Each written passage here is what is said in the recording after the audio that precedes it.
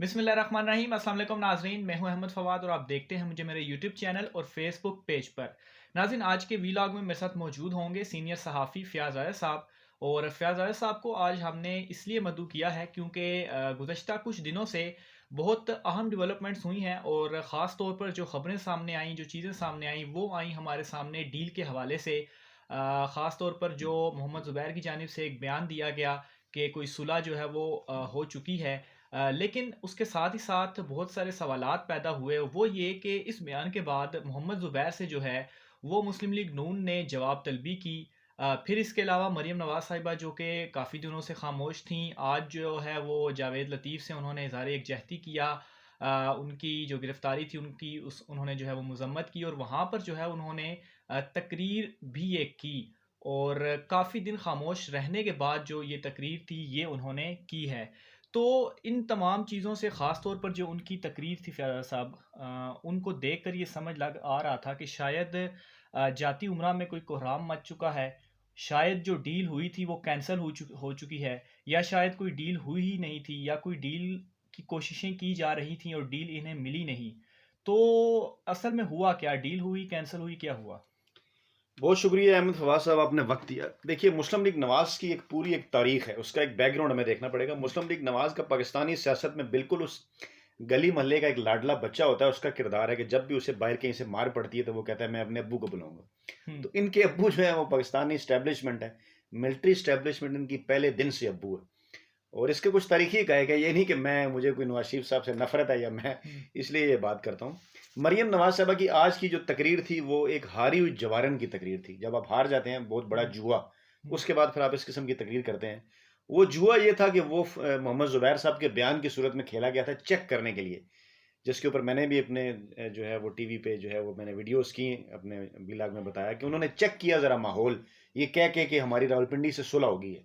और उसके बाद फिर क्योंकि अदलिया से रिलीफ की सूरत में शहबाज शरीफ भी बाहर आए, तो वो ये तासर दिया गया जी कि वो इसलिए बाहर आए हैं कि चेक शायद हो गई है। इस्टेब्लिशमेंट की वजह से उन्हें कोई आसानी मिली है, क्योंकि पहले के अवाम में एक तासुर बना हुआ है कि नवाज शरीफ जो है वो इस्टेब्लिशमेंट की वजह से बाहर गए हैं। हालांकि बाजवा साहब ने क्लियर करने की कोशिश की है साफियों से गुफ्तगू में कि वो अदलिया ने बाहर भिजवाया है, लेकिन बहरहाल एक तासुर था। उसी तासुर को नून लीग ने कैच करने की कोशिश की कि शहबाज शरीफ बाहर आएंगे, हम तासुर देंगे, हुकूमत परेशान होगी, इमरान खान बुखला जाएंगे, पता नहीं क्या। लेकिन इमरान खान ने वाजह तौर पर आगे एक स्टैंड लिया अवाम के सामने, जब उन्होंने गुफ्तगू की अवाम से टेलीफोन कॉल्स पे, तो उन्होंने कहा कि एनआरओ नहीं मिलने वाला। और अगर हुँ, कोई लोग सोच भी रहे थे, इदारों के अंदर मौजूद कुछ लोग जिनको मैं शरीफाना सरमाकारी कहता हूँ, हुँ, उनको भी इस बात का मैसेज चला गया कि ये जो है वो बैल मंडे नहीं चढ़ने वाली। कुछ दिन देखते रहे मरियम नवाज और शहबाज शरीफ, लेकिन अचानक फिर वो एक्टिव हुए और पहले शहबाज शरीफ साहब जावेद लतीफ़ के घर गए, अब ये जावेद लतीफ़ साहब के घर पहुंची और इन्होंने फिर ये कहा भी कि मुझे पहले, मैंने सोचा कि मुझे पहले जो है वो आना चाहिए था, लेकिन नहीं। तो वो इसीलिए पहले नहीं आई हुँ। कि वो ये नहीं, देख रही वो थी। कहती हाँ, हैं कि कल रात को मैंने सोचा कि मुझे आना चाहिए। बिल्कुल, वो कल रात को उन्होंने इसलिए सोचा कि कल रात को उन्हें पता चला कि नहीं, अब सही। वहाँ से पिंडी से जो है ना वो कुछ मिलने नहीं वाला। और इसी दौरान फिर जो है वो क्योंकि जो निसार के हवाले से भी खबरें आई हुँ, कि वो शायद एक्टिव हो रहे हैं, तो उस हवाले से आज उन्होंने उन्होंने उन्होंने कहा जी कि उनकी उनकी जो तकरीर थी ना उसमें तीन चार चीज़ें इंपॉर्टेंट हुँ। हैं, बारी बारी उसके ऊपर बात करते हैं। पहले इसी को ले लेते। उन्होंने कहा जी गद्दार तो वो है जिन्होंने मुशर्रफ को बाहर भेजा था ना। गद्दारी के हवाले से वो बातचीत कर रही बात थी कर रही और थी, वो हाँ, कह रही थी कि मुशर्रफ को क्यों फरार मुशर्रफ को करवाया। क्यों। तो वो जब वो हुए, उस वक्त जो हुकूमत थी वो, मैं गलत नहीं हूँ तो मुस्लिम लीग नून की थी और वज़ीर दाखिला शायद चौधरी निसार साहब थे। देखिए, मामला सिर्फ ये नहीं था कि हुकूमत उनकी थी, मामला ये था कि अदालतों के अंदर कोई अपील भी नहीं की गई। हुँ। ठीक है ना? अच्छा, अगर हाँ। तो ये कहा जाए कि जी कि जो निसार एस्टेब्लिशमेंट के आदमी थे हुँ, और उन्होंने भिजवा दिया, और मुस्लिम लीग नवाज़ भी बड़ी एंटी एस्टेब्लिशमेंट है। हालाँकि अंधेरी रातों में मुलाकातें शहबाज शरीफ की और हुँ, चोर निसार की इसकी गवाह हैं, और खुद मियाँ साहब की मिन्नतें तरले, माज़ी पूरा भरा पड़ा है, उस पे मैं आता हूँ। लेकिन ये कह देना कीजिए कि मुशर्रफ को बाहर भिजवा दिया, मुशर्रफ को अदालतों ने और आपने मिल के बाहर भिजवाया। अदालतों ने तो कहा अपने फैसले में कि हुकूमत ने बाहर भेजा है। हमने तो कहा था रोकें, आपने नाम क्यों नहीं डाला ईसीएल में? किसने हुँ, नाम निकाला था ईसीएल में? हुँ, अदालतों ने तो नहीं निकाला। हुँ, ठीक है? तो मामला ये है कि उनको आपने खुद बाहर भिजवाया एक डील के ज़रिए, और वो डील भी बाद में सबको पता चल गई। हुँ, वो डील ये थी कि उस वक़्त की फ़ौजी एस्टेब्लिशमेंट के साथ आपने डील की थी ये, कि हम अपना बेशुमार चीज़ों के ऊपर मुँह बंद रखेंगे। लेकिन हुँ, आपने फिर जब मुँह बंद नहीं रखा तो उसके बाद दोनों तरफ से भी गोलाबारी शुरू होगी, क्योंकि आप धोखा देते हैं हमेशा हुँ, और आप बज़ाहिर ये शो करते हैं कि आप बड़े एंटी एस्टेब्लिशमेंट हैं। 3 बातें मरियम नवाज़ साहिबा की बड़ी दिलचस्प थीं। पहली बात पे बात करते हैं। आपके वीलाग पे शायद आज मुस्लिम लीग नवाज के कारकुनों की गालियां भी आए, तैयार रहना है आपने, ठीक है। तो वो पहली बात उन्होंने ये की जी कि नवाज शरीफ जो है वो किसके कंधे पे चढ़ के नहीं आया। अखबार मैं पेश कर चुका हूँ अपने वीलाग में, लेकिन दोबारा मौका मिला तो शेयर करूंगा, क्योंकि मेरी उम्र भी 45 साल है और नवाज शरीफ साहब में मेरी बचपन और जो नूमरी है वो नवाज शरीफ की सियासत को देखते हुए गुजरी है। तो जब जनरल ज़ियाउल हक जो इनके असल बाप थे बिलावल भुट्टो के बगौल, माफ़ कीजिएगा मैं कोई उनकी जिस्मानी बाप की नहीं, मैं उनके रूहानी बाप की बात कर रहा हूँ, जो बिलावल ने भी कहा कि असल बाप इनके जनरल ज़ियाउल हक हैं। तो जनरल ज़ियाउल हक साहब जब जो है वो त्यारा हादसे में इस दुनिया से चले गए, तो उसके बाद इनकी वालदा मरहुमा का बाकायदा एक बयान अखबार के अंदर छपवाया गया। वो अखबार मेरी लाइब्रेरी में महफूज है, कभी मैं उसको भी शो करूंगा। और मुस्लिम लीग नवाज के जो कारकुन हैं वो यकीनन उस अखबार को देख के शायद मिठाइयाँ भी खाएं, क्योंकि उसमें उन्होंने कहा था कि जब से ज़ियाउल हक साहब फोत हुए हैं नवाज शरीफ ने खाना पीना छोड़ दिया। ये उनकी वालदा का बयान अखबारात के अंदर छपा हुआ है, ये मैं झूठ नहीं बोल रहा हूँ, ठीक है। ये इसके हकाइक में पेश करूंगा और अल्हम्दुलिल्लाह मैं झूठ नहीं बोलता।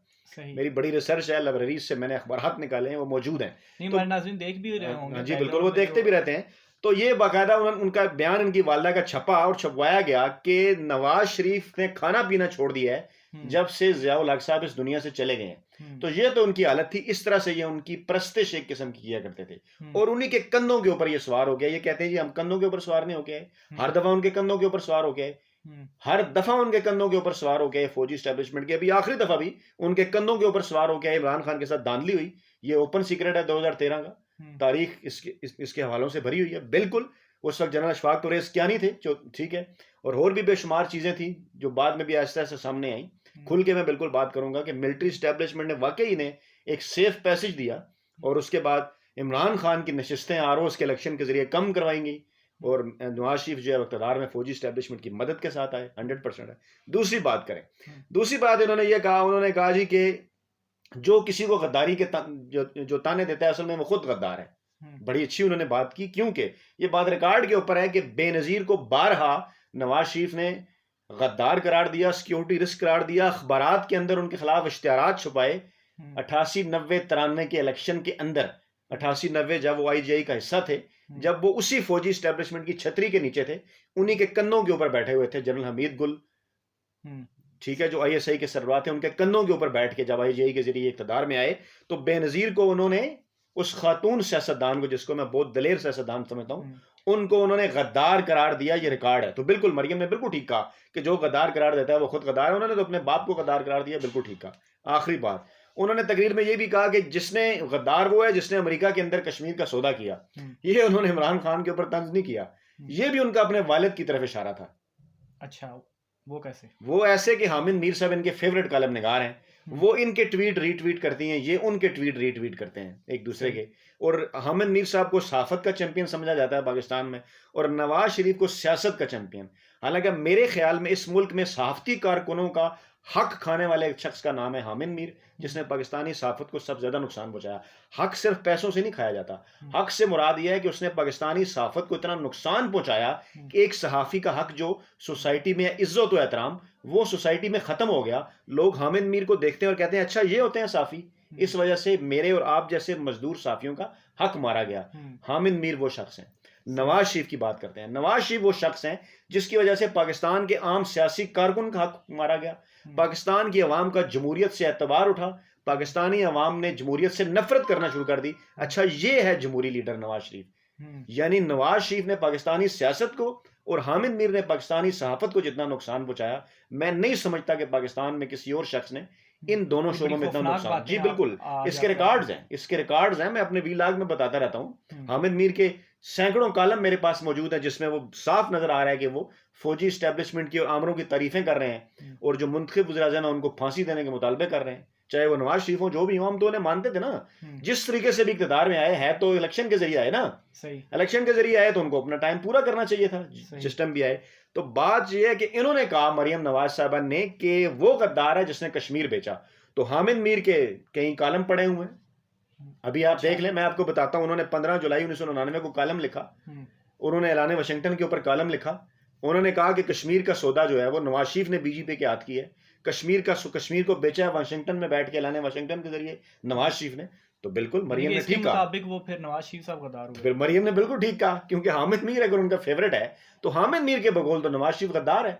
सही। अच्छा, आखिर में मैं एक वो मासूमाना सवाल सा जो होता है वो आपसे करूं, जिस तरह मरीम नवाज़ ने अपनी तकरीर के फ़्लो में ही कह दिया कि मुशर्रफ को बाहर भेजने वाले के हवाले से जो उन्होंने कहा, तो वो तकरीर का फ़्लो था या उनकी मासूमियत थी, या वाकई उन्होंने जो है उन्हें ये चीज़ मालूम थी और उन्होंने जो है वो चौधरी निसार के साथ कोई फड्डा वगैरह या उनके साथ कोई डायरेक्ट होने के लिए ये चीज़ कही, क्योंकि देखिए, क्योंकि क्योंकि देखे ना, ये मुस्लिम लीग नवाज को लोग कहते हैं ना, ये एक बड़ी उस लिहाज से, वो जिसको नहीं कहते इवल जीनियस, हम्म, बड़ी एक सियानी जमात है, ये माहौल का अंदाजा लगाती है। हम्म, माहौल का अंदाजा लगाती है। देखने के लिए कल खबरें आई कि जो निसार फिर एक्टिव हो रहे हैं, तो उससे पहले शहबाज शरीफ भी बाहर आ चुके थे, तो कुछ सुन मिली होगी उनको, लोगों से राब्ते कर रहे हैं, अगरचे कि ये इतलात हैं जो निसार तरदीद कर रहे हैं। तो एक मरतबा फिर उन्होंने उस टॉपिक को छेड़ने की कोशिश की कि कहीं ऐसा तो नहीं हो रहा कि मुस्लिम लीग नवाज के अंदर कोई जो है वो तकसीम पैदा होने जा रही है मजीद, हम्म, मुस्लिम लीग नून रहे नून ही, लेकिन नून से नवाज ना बने, हम्म, नून से निसार बन जाए। हम्म, इस किस्म की चीज़ों को देखते हुए ये भी उन्होंने एक पत्ता फेंका और मुशर्रफ का उन्होंने जिक्र कर दिया। तो मामला ये है कि हम्म, हम ये बात मानते हैं कि मुस्लिम लीग नवाज का वोट बैंक पंजाब में है, हम्म, लेकिन ये एक बहुत बड़ी हकीकत है कि इमरान खान का वोट बैंक पूरे पाकिस्तान में है, सिर्फ हम्म, पंजाब में नहीं है। उसका वोट बैंक केपीके में भी है, उसका वोट बलूचिस्तान में भी आपको नजर आया, सिंध में भी नजर आया, कराची में भी नजर आया। और पंजाब के अगर 3 हिस्से अगर इंतखाबी जो उसमें अमल है उसके लिहाज से अगर किए जाएं कि एक एक आपका साउथ पंजाब है, जनूबी हम्म, पंजाब, दूसरा कोटवार है, वहां पे तो इमरान खान ने कई ज्यादा वोट उनसे लिए और आगे भी लेंगे। और पंजाब के अंदर भी बड़ा सख्त और टफ हम्म, मुकाबला है। अब जितने भी इलेक्शन हुए हैं, इससे हम्म, पहले सेंट्रल पंजाब के अंदर जो इलेक्शन हुए हैं, उसमें आप देख लें 2018 के क्या नतीजे आए। तो नहीं इसलिए अगर बिल्कुल, मुस्लिम, ये बात तो इलेक्शन में भी और रिकॉर्ड में भी है कि इमरान खान ने केपी, बलूचिस्तान या सिंध में उतनी ज़्यादा तादाद में नहीं, लेकिन केपी और पंजाब में किस तरह से उन्होंने वोट हासिल किए, लेकिन मुस्लिम लीग नून जो है वो सिर्फ पंजाब तक ही महदूद है और तो कहीं पर भी देखिए वो इसीलिए नहीं तो वो है। अब पंजाब का नारा भी लगा रहे हैं ना। हम्म, इससे पहले भी उन्होंने लगाया था पंजाब का नारा कि जाग पंजाबी जाग, तेरी पग हम्म, नू लग गया हम्म, दाग। एक मरतबा फिर वो यही बात इस किस्म की है। जावेद लतीफ जैसे जो लोग हैं, हम्म, जिनकी हालत ये है कि ये इनको असम्बली में भी बात करने की तमीज़ नहीं है। मुराद सईद साहब के साथ इन्होंने क्या गुफ्तगू फरमाई हम्म। थी, एक पूरा लेकिन ये रिकॉर्ड है। बड़े खौफनाक तो इंकशाफात जो हैं वो आज के वीलाग में आपने हमारे हम नाजरीन के अपने सामने किए। खौफनाक इंकशाफात पे कायम है जनाब, अदालतें भी खुली हुई हैं। हम्म, आपके जो लोग मैं मुस्लिम हम्म। लीग नवाज वाले गालियां देंगे, उनको मशवरा दें, हमें अदालतों में नहीं ले देखें, जाएं। हमारी जो कोशिश है वो जो हकीकत है वो हमारे नाजरीन के सामने रखना है, और ये नहीं कि हवा में बातें, ये तमाम चीज़ें हुई हैं और इन ऑन रिकॉर्ड हैं, ये जो चीज़ें हैं ये हुई हैं।